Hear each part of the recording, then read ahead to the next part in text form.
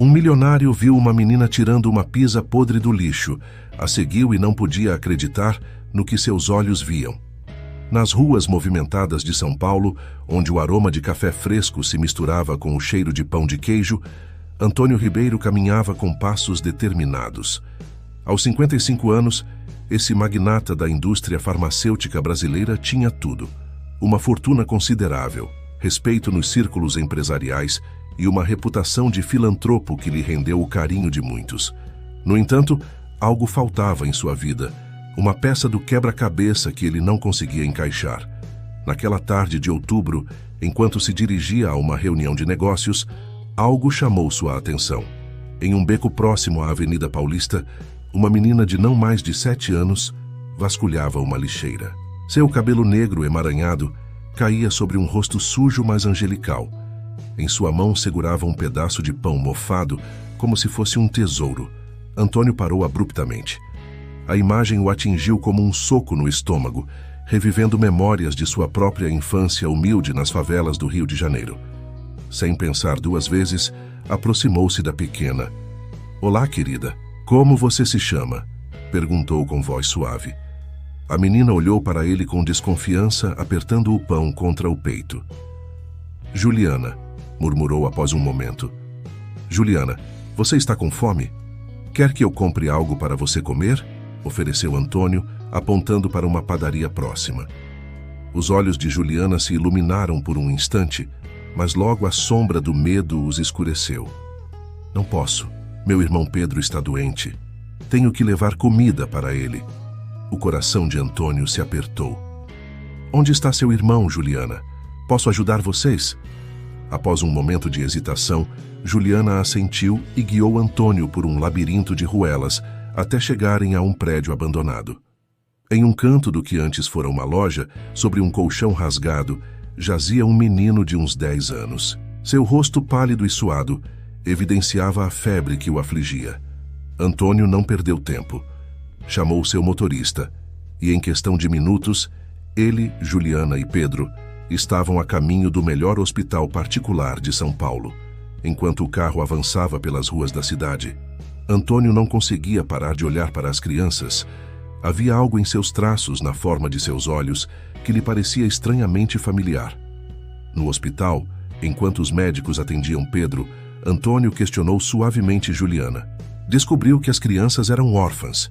Sua mãe havia morrido há 1 ano e desde então viviam nas ruas, cuidando um do outro. "E seu pai?" perguntou Antônio. Juliana deu de ombros. "Mamãe dizia que era um homem importante, mas que não podia ficar conosco. Nunca o conhecemos." Um calafrio percorreu a espinha de Antônio. Sua mente viajou 12 anos atrás, para um romance fugaz com uma jovem garçonete em uma pequena cidade do interior de São Paulo. Haviam passado apenas algumas semanas juntos antes que ele retornasse à cidade, imerso no turbilhão dos negócios. Nunca soube que ela havia ficado grávida. Enquanto esperavam notícias sobre Pedro, Antônio tomou uma decisão que mudaria o curso de muitas vidas. Não podia ignorar a possibilidade de que essas crianças fossem suas. Mas mesmo que não fossem, não as abandonaria à própria sorte. "Juliana", disse com voz firme, mas calorosa, "você gostaria que você e seu irmão morassem comigo? Tenho uma casa grande onde vocês estariam seguros e confortáveis. Poderiam ir à escola e ter tudo o que precisam." Os olhos da menina se encheram de lágrimas. "De verdade? Não vão nos separar?" "Jamais", prometeu Antônio, sentindo que pela primeira vez em muito tempo, sua vida tinha um propósito claro. Naquela noite, enquanto Pedro se recuperava em um quarto privado do hospital, Antônio fez ligações, moveu influências e colocou em marcha o processo para se tornar o tutor legal das crianças. Não sabia o que o futuro reservava, mas estava determinado a dar-lhes o lar e o amor que mereciam. O que Antônio não podia imaginar era que esse ato de bondade não apenas mudaria a vida de Juliana e Pedro, mas também desencadearia uma série de eventos que abalariam os alicerces de seu mundo e revelariam segredos há muito enterrados. Os anos passaram como água entre os dedos.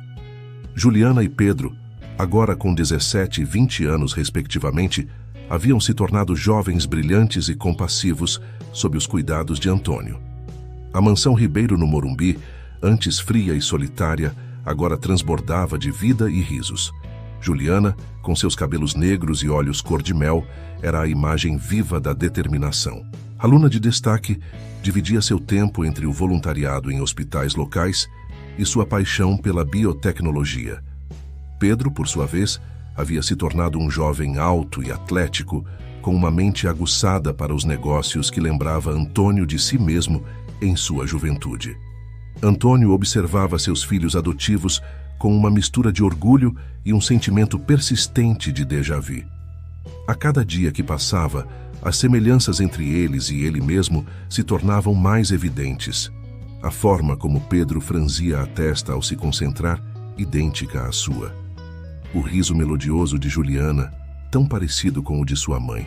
Numa tarde de primavera, enquanto a família desfrutava de uma refeição no jardim com vista para a cidade de São Paulo, Antônio tomou uma decisão.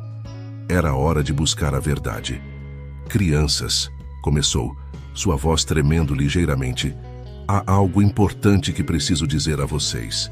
Juliana e Pedro trocaram olhares de preocupação. Raramente haviam visto seu pai adotivo tão nervoso.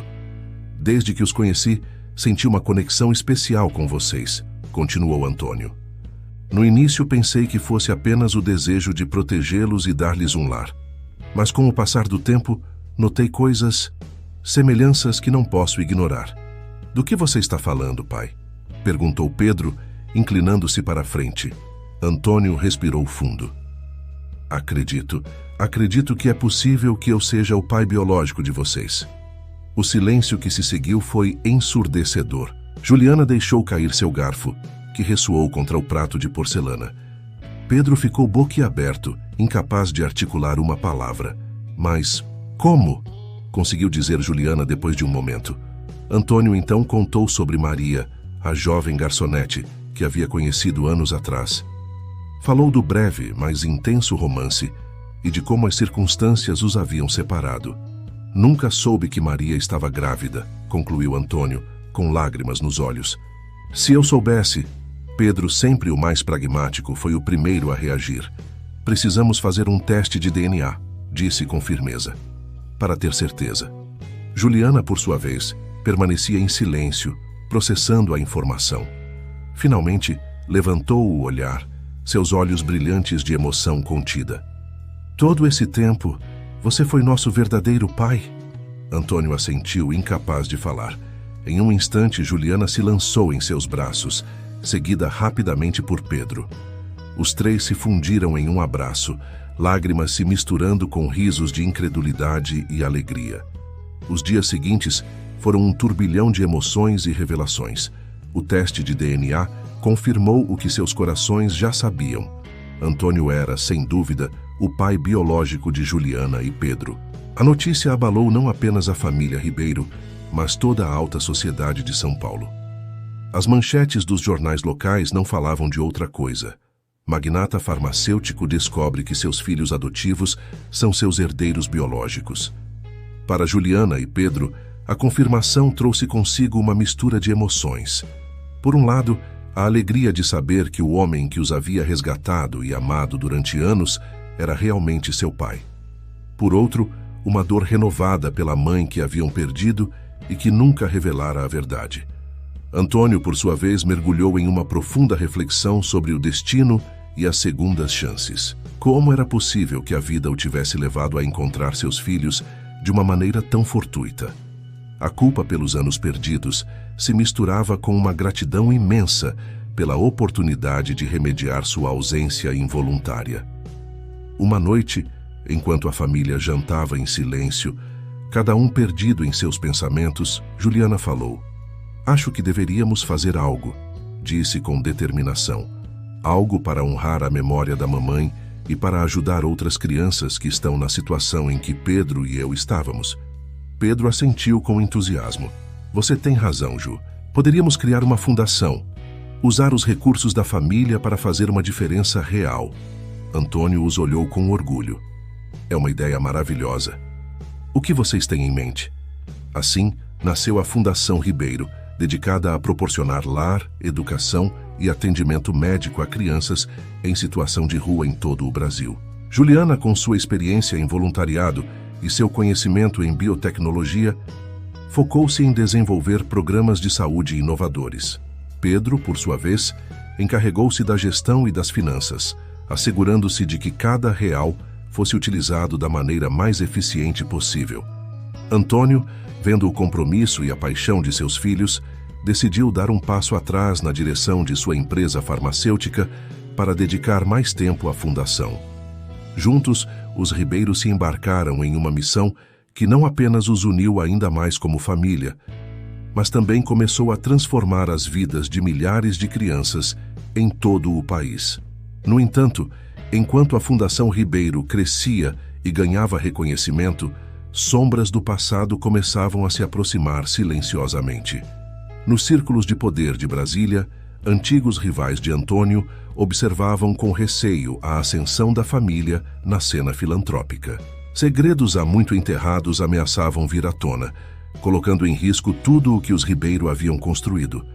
O que Antônio, Juliana e Pedro não sabiam era que sua saga familiar estava apenas começando. Os laços que os uniam seriam postos à prova de maneiras que nunca poderiam ter imaginado, em uma batalha que não apenas definiria seu futuro, mas o de milhares de pessoas que dependiam deles. O sol de Salvador, Bahia, caía implacável sobre a pista do aeroporto enquanto o jato particular da família Ribeiro aterrissava. Antônio, agora com 65 anos, desceu as escadas com passo lento, mas firme, seguido de perto por Juliana e Pedro. Haviam chegado para inaugurar uma nova clínica da Fundação Ribeiro, um projeto que prometia revolucionar o atendimento médico na região. No entanto, a alegria do momento foi ofuscada pela preocupação. Antônio vinha experimentando dores no peito nas últimas semanas, algo que havia tentado ocultar de seus filhos, mas nada escapava ao olhar atento de Juliana. "Pai, você tem certeza de que está se sentindo bem?" perguntou enquanto caminhavam em direção à limusine que os esperava. Antônio forçou um sorriso. "Estou bem, minha filha. Só um pouco cansado da viagem." Pedro, sempre observador, notou a troca. "Talvez devêssemos passar pelo hospital antes de ir ao hotel, só para ter certeza." Antes que Antônio pudesse protestar, uma dor aguda atravessou seu peito. Ele cambaleou, agarrando-se ao braço de Pedro. Acho que vocês têm razão", ofegou. As horas seguintes foram um turbilhão de sirenes, corredores de hospital e termos médicos. O diagnóstico chegou como um golpe. Antônio havia sofrido um infarto. Precisava de cirurgia imediatamente. Enquanto preparavam Antônio para a operação, Juliana e Pedro se agarravam um ao outro na sala de espera. O medo de perder o pai, apenas alguns anos depois de descobrir sua verdadeira relação, era avassalador. "Não podemos perdê-lo, Pedro", sussurrou Juliana, lágrimas correndo por suas bochechas. "Não agora." Pedro a abraçou com força. "Não vamos, papai é forte, ele vai superar isso." A operação durou horas que pareceram uma eternidade. Quando finalmente o cirurgião saiu, sua expressão era grave.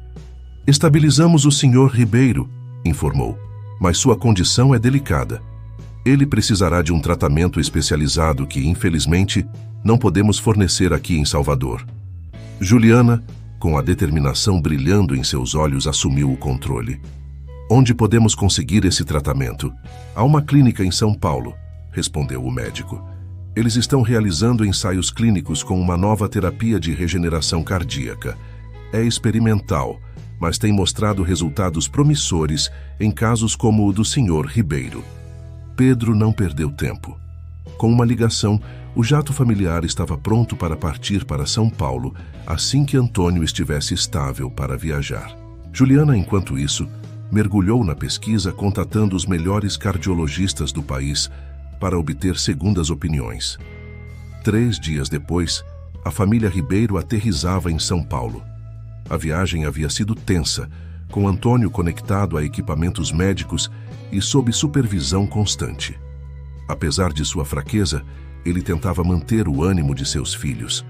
"Vejam o lado positivo", brincou fracamente enquanto o transferiam para a clínica. "Finalmente, teremos aquelas férias em São Paulo que sempre prometi." Juliana e Pedro trocaram olhares de preocupação misturada com admiração pela força de seu pai. Os meses seguintes foram uma montanha-russa de emoções. O tratamento experimental era intenso e exaustivo.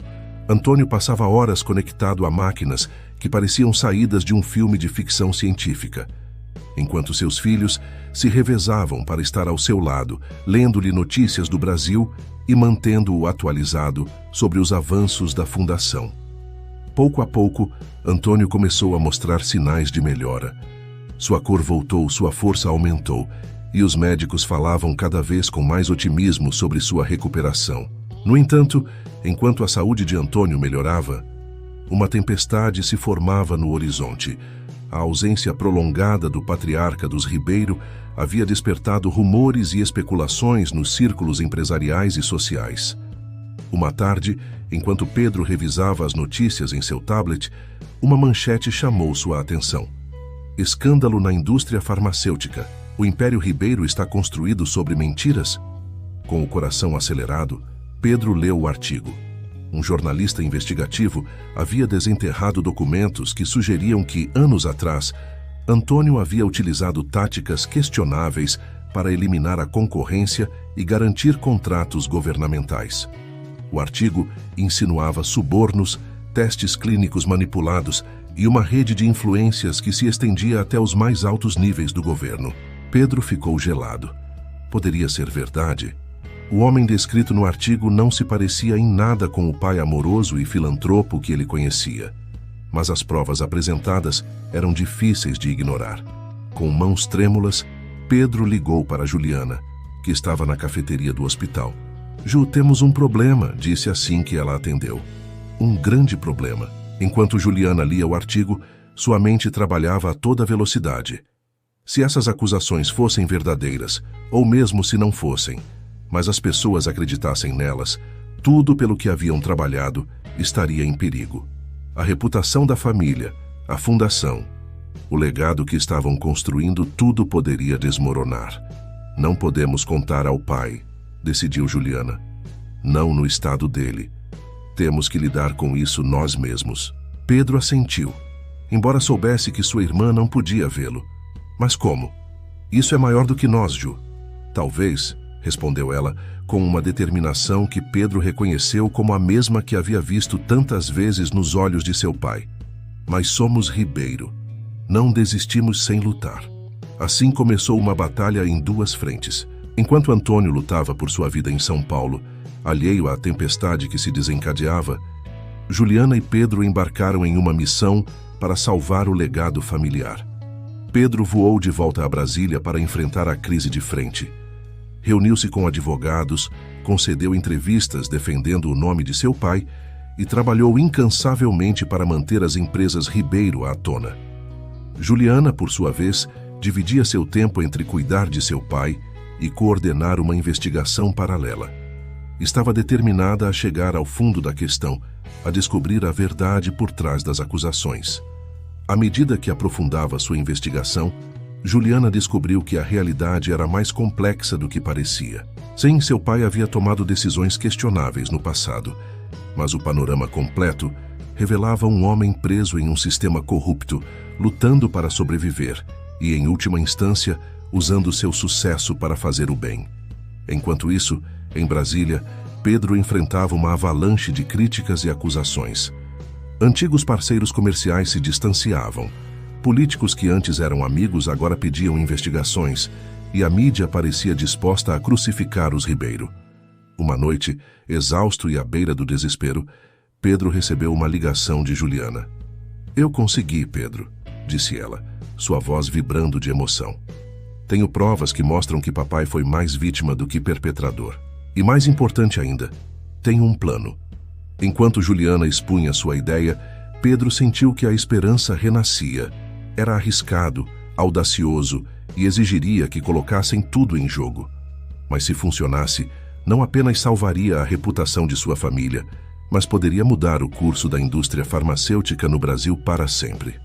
"Você tem certeza disso, Ju?", perguntou Pedro quando ela terminou de falar. Houve uma pausa do outro lado da linha. Quando Juliana respondeu, sua voz estava cheia de uma determinação inabalável. É a coisa certa a fazer, Pedro. É o que o pai faria.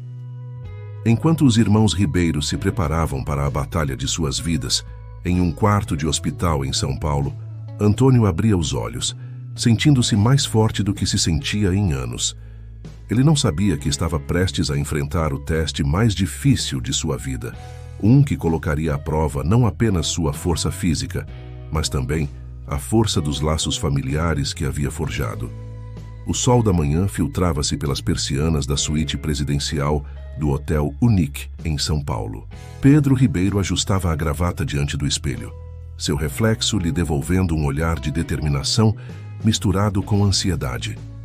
Em algumas horas, ele enfrentaria uma sala cheia de jornalistas, empresários e funcionários do governo. Era o dia em que os Ribeiro contra-atacariam. No quarto do hospital, Juliana caminhava de um lado para o outro, repassando mentalmente o plano uma e outra vez. Antônio, sentado na cama, a observava com uma mistura de orgulho e preocupação. "Juliana, minha filha", disse suavemente. "Você tem certeza de que quer fazer isso? Posso enfrentar minhas próprias batalhas." Juliana parou e olhou para seu pai com firmeza. "Esta é a nossa batalha, pai. Sua, minha e de Pedro. Somos uma família, lembra?" Antônio assentiu, sentindo uma onda de emoção. Quanto seus filhos haviam crescido, quão fortes haviam se tornado. "Então vamos fazer isso", disse com um sorriso. De volta ao hotel, o salão de conferências fervilhava de atividade. Jornalistas de todo o país, e até alguns internacionais, acomodavam-se em seus assentos. O ar estava carregado de expectativa. O que os Ribeiro teriam a dizer diante das acusações que haviam abalado o país? Às 10 horas em ponto, Pedro entrou na sala. O murmúrio de conversa se apagou instantaneamente. Com passo firme, dirigiu-se ao púlpito. "Bom dia a todos", começou sua voz clara e segura. "Agradeço sua presença aqui hoje. Como sabem, nas últimas semanas, nossa família e nossas empresas têm sido objeto de acusações muito sérias. Hoje estamos aqui para abordar essas acusações de frente e com total transparência." Pedro fez uma pausa, seus olhos percorrendo a sala. Mas antes de entrar em detalhes, gostaria que ouvissem alguém mais. Com um gesto, indicou aos técnicos que ligassem a tela gigante atrás dele. O rosto de Antônio Ribeiro apareceu, transmitindo ao vivo do hospital. Ao seu lado estava Juliana. Um murmúrio de surpresa percorreu a sala. Era a primeira vez que se via Antônio desde que as notícias de sua doença haviam se tornado públicas. "Bom dia", começou Antônio, sua voz mais fraca do que muitos lembravam, mas ainda carregada de autoridade. "Primeiro, quero agradecer a todos por sua preocupação durante minha convalescença. Estou melhorando dia a dia, graças a um tratamento inovador e ao amor da minha família." Antônio fez uma pausa, sua expressão tornando-se séria. "Mas não estou aqui para falar da minha saúde. Estou aqui para falar sobre a verdade. A verdade sobre nosso passado, sobre os erros que cometi e sobre o futuro que queremos construir." Durante a hora seguinte, Antônio falou com uma honestidade brutal. Admitiu que nos primeiros dias de sua empresa havia feito negócios questionáveis. Falou sobre a pressão para sobreviver em um sistema corrupto, sobre as decisões difíceis que teve que tomar. "Não estou aqui para justificar minhas ações", disse, sua voz quebrando-se ligeiramente. "Estou aqui para assumir a responsabilidade por elas." Em seguida, Juliana tomou a palavra. Com precisão científica, apresentou documentos, e-mails e gravações que pintavam um quadro completo da situação. Sim, Antônio havia cometido erros, mas também havia sido vítima de um sistema maior do que ele. Mais importante ainda, Juliana revelou como, nos últimos anos, Antônio havia trabalhado incansavelmente para corrigir esses erros. Apresentou provas de como os lucros das empresas Ribeiro haviam sido reinvestidos em pesquisa ética, em programas de acesso a medicamentos para comunidades marginalizadas, na fundação que levava seu nome. De volta a São Paulo, Pedro assumiu o comando. Anunciou uma série de medidas radicais. A empresa abriria seus livros para uma auditoria independente, implementaria novos protocolos de transparência e trabalharia com o governo para reformar as práticas da indústria farmacêutica. Mas não vamos parar por aí, declarou Pedro, sua voz ressoando com paixão. Hoje, anunciamos o lançamento do projeto Fênix. Na tela atrás dele, apareceu o logotipo de uma ave fênix emergindo das chamas. Juliana tomou a palavra para explicar. O projeto Fênix é uma iniciativa global que utilizará os recursos e a experiência das empresas Ribeiro para revolucionar o acesso à assistência médica em comunidades marginalizadas de todo o Brasil. Mas vai além disso. É um compromisso para educar e capacitar essas comunidades no uso ético e sustentável de novas tecnologias médicas. Pedro continuou. Queremos criar um novo paradigma na indústria farmacêutica, onde o lucro e a responsabilidade social não sejam mutuamente exclusivos, mas se reforcem mutuamente. A sala estava em silêncio, absorta. Os jornalistas que haviam chegado esperando uma defesa desesperada se encontravam diante de algo completamente inesperado. Uma admissão de culpa seguida de um plano audacioso para a redenção. Antônio tomou a palavra uma última vez.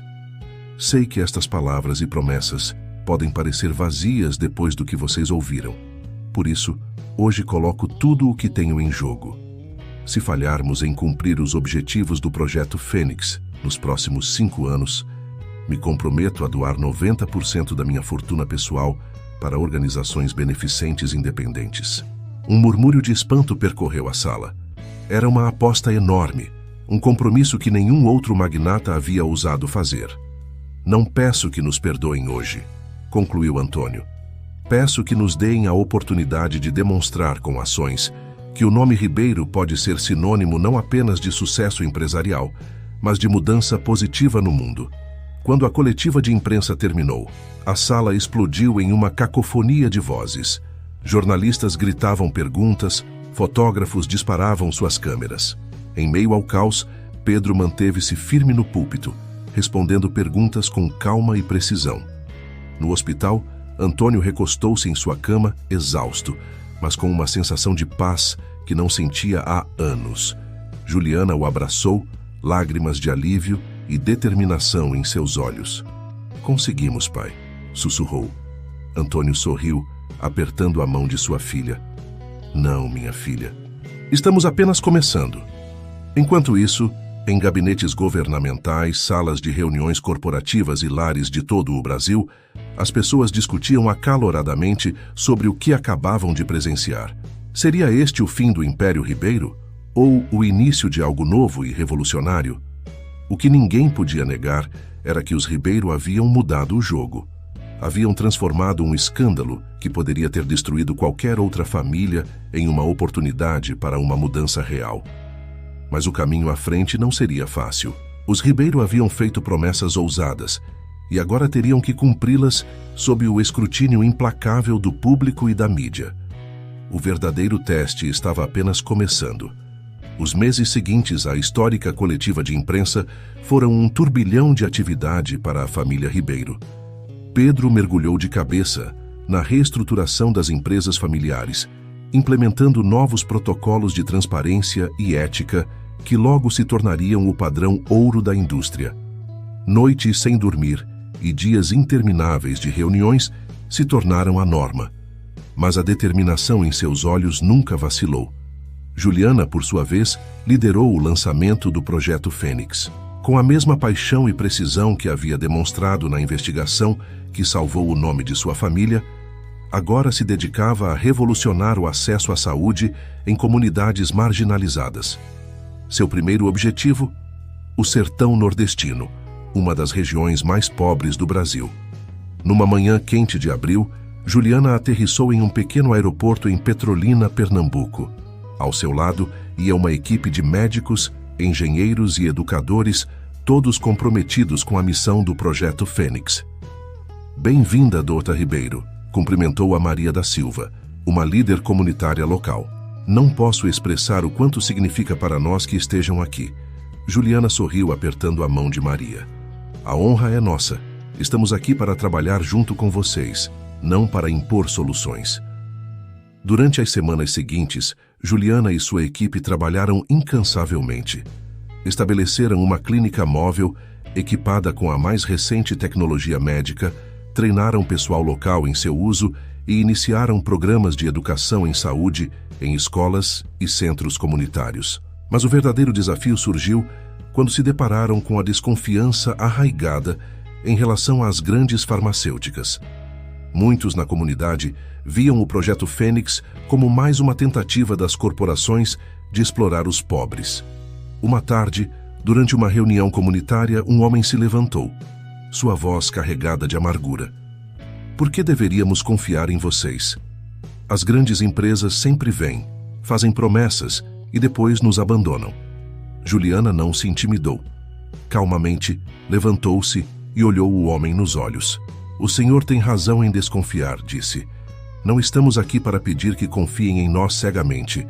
Estamos aqui para ganhar essa confiança com ações, não com palavras. Em seguida, para a surpresa de todos, Juliana começou a contar a história de sua própria infância. Falou dos dias em que ela e Pedro viviam nas ruas, de como o destino os levou a Antônio e de como essa segunda chance os inspirou a criar o Projeto Fênix. Não estamos aqui como salvadores, concluiu. Estamos aqui como parceiros, porque acreditamos que cada pessoa, não importa onde tenha nascido, merece a oportunidade de uma vida saudável e digna. O silêncio que se seguiu foi quebrado pelo som de aplausos. Pouco a pouco, a comunidade começou a se abrir, a participar ativamente dos programas do Projeto Fênix. Enquanto isso, em São Paulo, Pedro enfrentava seus próprios desafios. A implementação das novas políticas de transparência havia trazido à tona práticas questionáveis em algumas subsidiárias da empresa. Pedro não hesitou em tomar medidas drásticas, mesmo que isso significasse sacrificar lucros a curto prazo. Senhor Ribeiro, advertiu um dos executivos mais antigos, essas medidas podem custar milhões à empresa. Os acionistas não ficarão satisfeitos. Pedro o encarou firmemente. Prefiro perder milhões agora do que perder nossa integridade para sempre, respondeu. Além disso, isso não se trata apenas de nós. Trata-se de mudar toda uma indústria. À medida que os meses passavam, os resultados começaram a se tornar evidentes.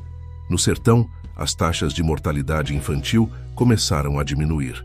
O acesso a medicamentos e tratamentos que antes eram inalcançáveis melhorou dramaticamente e, o mais importante, a comunidade começou a tomar as rédeas de sua própria saúde, com programas de prevenção liderados por moradores locais treinados pelo Projeto Fênix. Na frente corporativa, as ações de transparência de Pedro, embora inicialmente custosas, começaram a dar frutos.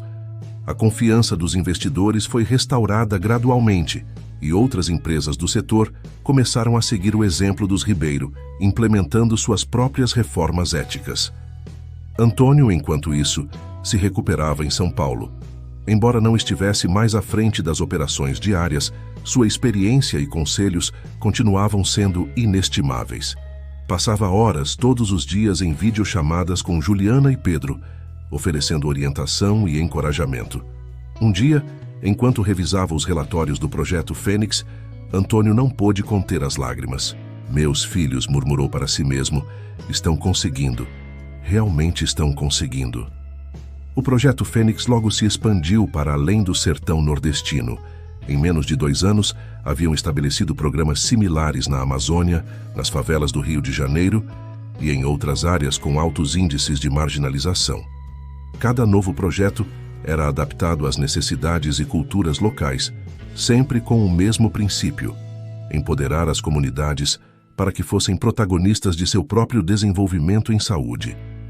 Internacionalmente, o modelo Ribeiro começou a chamar a atenção. Juliana foi convidada a dar palestras na OMS e em universidades prestigiosas. Pedro tornou-se uma referência em ética empresarial, consultado por governos e corporações. Mas talvez o momento mais emocionante tenha chegado 3 anos após o lançamento do Projeto Fênix. Antônio, já recuperado, visitou junto com Juliana e Pedro a primeira comunidade onde haviam começado em Petrolina. Foram recebidos como heróis, mas o que mais os comoveu foi ver como a comunidade havia florescido. A clínica que haviam estabelecido agora era dirigida completamente por pessoal local. Jovens que haviam sido capacitados pelo projeto agora estudavam medicina e enfermagem nas melhores universidades do país. Maria da Silva, a líder comunitária que havia recebido Juliana naquele primeiro dia, os abraçou com lágrimas nos olhos. Vocês não nos deram apenas atendimento médico, disse. Nos deram esperança e a capacidade de forjar nosso próprio futuro. Naquela noite, enquanto a família Ribeiro jantava em um pequeno restaurante local, Antônio olhou para seus filhos com orgulho infinito. Quando os encontrei há tantos anos, disse, sua voz carregada de emoção, pensei que estava salvando vocês. Mas a verdade é que vocês me salvaram. E agora juntos estamos ajudando a salvar outros. Juliana e Pedro tomaram as mãos de seu pai. Não eram necessárias palavras. Os três sabiam que, não importavam os desafios que o futuro pudesse trazer, enfrentariam juntos como a família que eram. O projeto Fênix, nascido da adversidade e alimentado pelo amor e determinação de uma família, havia se tornado um farol de esperança. E sua luz continuaria brilhando, iluminando o caminho para um futuro mais justo e saudável para todos. 5 anos haviam se passado desde aquela fatídica coletiva de imprensa que mudara o rumo da família Ribeiro e da indústria farmacêutica no Brasil.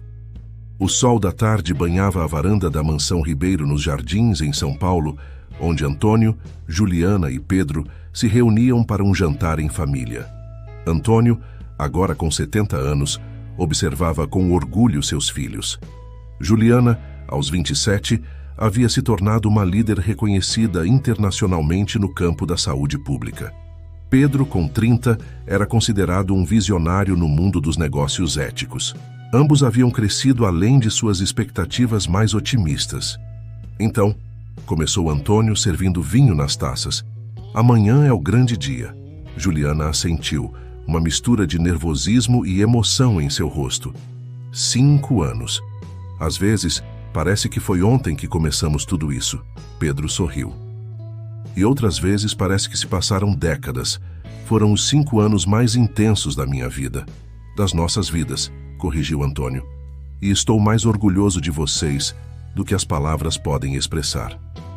O grande dia a que se referiam era a apresentação dos resultados do projeto Fênix perante uma comissão internacional de especialistas.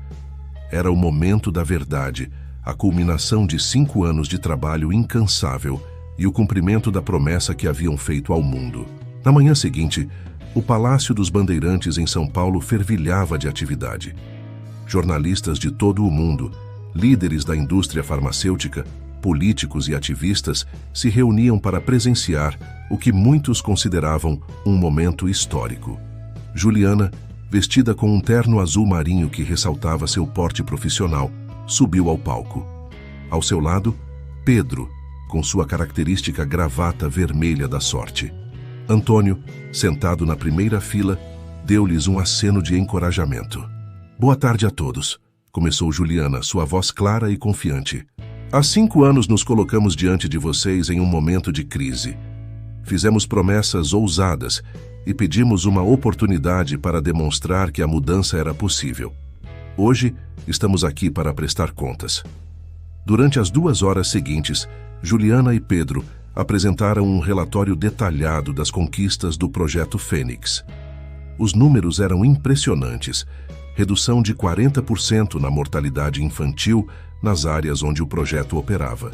Acesso a medicamentos essenciais multiplicado por 5 em comunidades marginalizadas. Mais de 10.000 profissionais de saúde locais treinados em novas tecnologias médicas. Implementação de programas de prevenção que haviam reduzido a incidência de doenças crônicas em 25%. Mas além das estatísticas, eram as histórias individuais que realmente capturavam a atenção do público.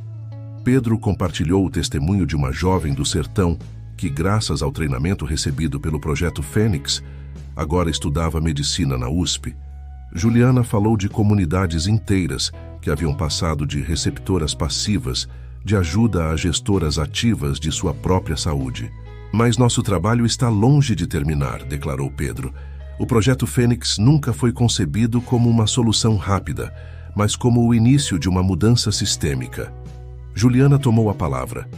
Hoje, não estamos apenas apresentando resultados. Estamos lançando a próxima fase do Projeto Fênix. Na tela atrás deles, apareceu um mapa do mundo. Pontos de luz começaram a se iluminar em diferentes países da América Latina, África e Ásia. Nos próximos 5 anos, continuou Juliana, expandiremos o Projeto Fênix para mais 20 países. Mas desta vez, não o faremos sozinhos. Pedro explicou. Formamos uma coalizão com outras empresas farmacêuticas, ONGs e governos. O modelo que desenvolvemos no Brasil será adaptado e replicado em diferentes contextos culturais e geográficos. A apresentação concluiu com um anúncio que deixou a audiência boquiaberta. Antônio subiu ao palco, juntando-se a seus filhos. Há 5 anos, disse ele, sua voz carregada de emoção. Prometi doar 90% da minha fortuna se não cumpríssemos nossos objetivos. Hoje, posso dizer com orgulho que superamos essas metas. Mas isso não significa que vamos ficar com essa fortuna. Juliana continuou. Hoje a família Ribeiro anuncia a criação da Fundação Fênix Global. Estamos doando 95% de nossa fortuna familiar para financiar iniciativas de saúde e desenvolvimento em todo o mundo. O anúncio foi recebido com uma ovação de pé. Jornalistas se precipitavam sobre seus telefones, ansiosos para serem os primeiros a reportar a notícia. Na primeira fila, vários CEOs de outras farmacêuticas se entreolhavam, conscientes de que os Ribeiro acabavam de elevar o padrão de responsabilidade corporativa a um nível sem precedentes. Enquanto a família Ribeiro se abraçava no palco, lágrimas de alegria em seus olhos, o mundo testemunhava algo mais do que a culminação de um projeto bem-sucedido. Estavam presenciando o nascimento de um novo paradigma na intersecção entre negócios e bem social. Naquela noite, de volta à mansão Ribeiro, a família se reuniu no escritório de Antônio. O patriarca tirou uma velha fotografia de sua escrivaninha.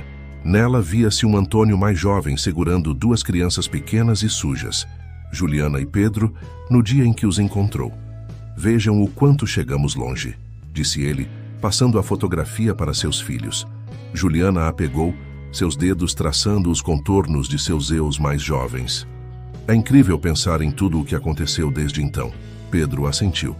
E pensar que tudo começou com um ato de bondade. Um homem que decidiu ajudar 2 crianças na rua.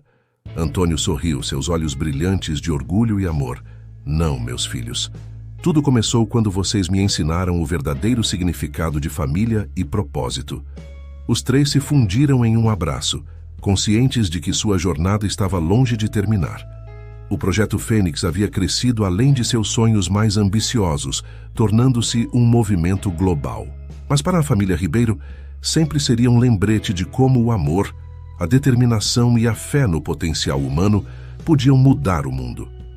Enquanto a noite caía sobre São Paulo, a família Ribeiro contemplava o futuro com esperança e determinação. Sabiam que haveria mais desafios pela frente, mais obstáculos a superar, mas também sabiam que juntos não havia nada que não pudessem alcançar. O legado que estavam construindo não se media em reais ou em ações, mas em vidas transformadas e comunidades empoderadas. Era um legado de esperança, de mudança positiva e da crença inabalável no poder do bem. Enquanto se preparavam para dormir, cada um refletia sobre o caminho percorrido e o que ainda estava por vir.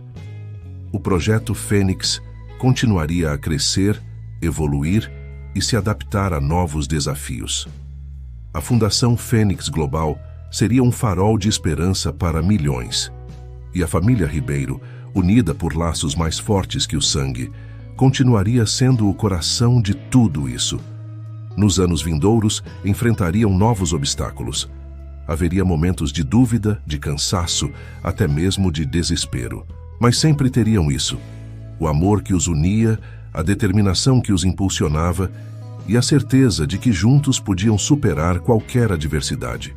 E assim, enquanto o sol nascia sobre São Paulo, iluminando um novo dia cheio de possibilidades, a saga dos Ribeiro continuava.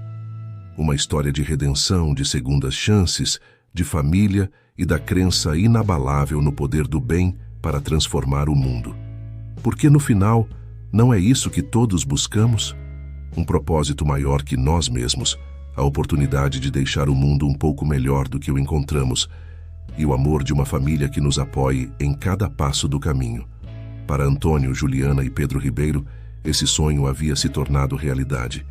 E com cada vida que tocavam, com cada comunidade que transformavam, esse sonho se expandia, crescia, se multiplicava. A Fênix havia renascido das cinzas e seu voo estava longe de terminar. O futuro, com todos os seus desafios e oportunidades, os esperava. E os Ribeiro estavam prontos para enfrentá-lo juntos como a família que eram. Na manhã seguinte, durante o café da manhã familiar, a energia era palpável. Planos eram discutidos, ideias eram compartilhadas e o futuro ia tomando forma naquela mesa. Sabem, disse Antônio, enquanto passava geleia em sua torrada. Estava pensando ontem à noite em como tudo isso começou, com uma menina segurando um pedaço de pão mofado. Juliana riu. Que jeito de começar uma saga familiar, hein? Pedro assentiu, um sorriso em seu rosto. E olha onde estamos agora. Quem diria que aquele momento mudaria não só nossas vidas, mas as de milhões de pessoas? É um lembrete, disse Antônio com seriedade, de que cada ato de bondade, por menor que pareça, pode ter um impacto enorme. Nunca sabemos como nossas ações podem mudar o mundo. Juliana levantou sua xícara de café. Aos pequenos atos de bondade que mudam o mundo, brindou. E à família, acrescentou Pedro, que nos dá a força para realizá-los. A família, repetiu Antônio, sua voz cheia de emoção, e ao futuro que construiremos juntos. Enquanto suas xícaras se encontravam no ar, os três sabiam que este era apenas o começo.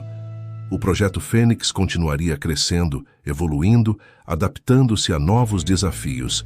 A Fundação Fênix Global seria um farol de esperança para milhões. E a família Ribeiro, unida por laços mais fortes que o sangue, continuaria sendo o coração de tudo. Nos anos vindouros, eles enfrentariam novos obstáculos. Haveria momentos de dúvida, de cansaço, até mesmo de desespero. Mas sempre teriam isso. O amor que os unia, a determinação que os impulsionava e a certeza de que juntos podiam superar qualquer adversidade. E assim, enquanto o sol se elevava sobre São Paulo, iluminando um novo dia cheio de possibilidades, a saga dos Ribeiro continuava. Uma história de redenção, de segundas chances, de família e da crença inabalável no poder do bem para transformar o mundo.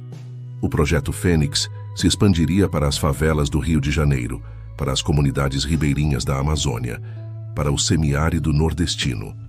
Cada novo desafio traria novas lições. Cada obstáculo superado fortaleceria sua resolução. Juliana lideraria missões internacionais, levando o modelo do Projeto Fênix para países da África e da América Latina. Sua paixão e expertise inspirariam uma nova geração de profissionais de saúde dedicados a fazer a diferença. Pedro continuaria a revolucionar o mundo corporativo, mostrando que ética e lucro não são mutuamente exclusivos. Suas palestras em universidades e conferências empresariais moldariam o pensamento de futuros líderes. E Antônio, embora já não estivesse na linha de frente, continuaria sendo o coração da família e da fundação. Seu exemplo de redenção e sua visão de um mundo melhor continuariam a guiar cada decisão, cada iniciativa. A família Ribeiro havia aprendido que o verdadeiro poder não vem da riqueza ou da influência, mas da capacidade de fazer a diferença na vida das pessoas. Eles haviam transformado uma história de dor e perda em um legado de esperança e mudança positiva. E enquanto olhavam para o futuro, sabiam que sua jornada estava longe de terminar.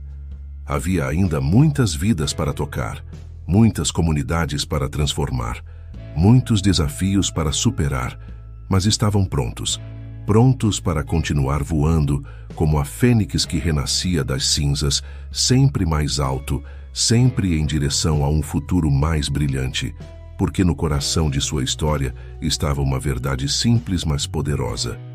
O amor de uma família e a determinação de fazer o bem podem verdadeiramente mudar o mundo.